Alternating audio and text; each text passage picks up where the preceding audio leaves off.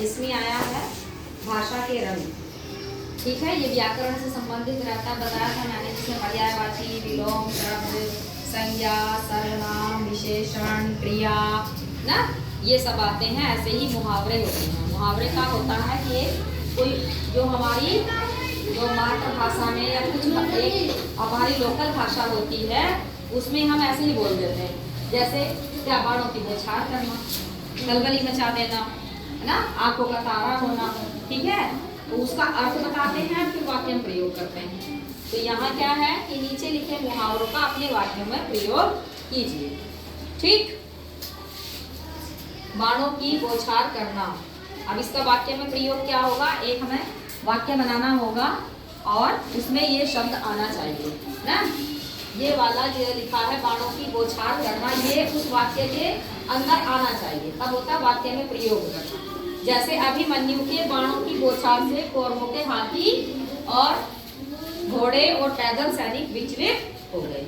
ठीक है, बाणों की बौछार होने लगी और सब विचलित हो गए। ठीक है, तो आ गया ये वाला। दूसरा है खलबली मचाना। अभिमन्यु ने अपनी वीरता से खलबली मचा दी।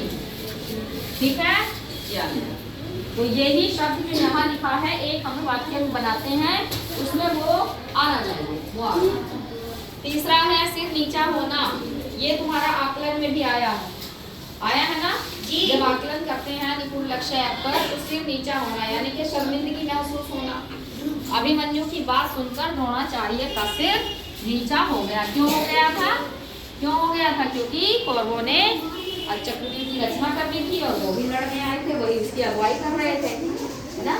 और इसीलिए अभिमन्यु के बाद ये ताप से ये क्या हो रहा है, सबने मिलकर घेर लिया था, तो वही कहे कि आप गुरु हैं और देखिए ये सब क्या किया है। तो वो शर्मिंदगी से उनका सिर नीचा हो गया था, गलत किए थे। खुशी का ठिकाना न रहना, खुशी का ठिकाना न रहना, है ना।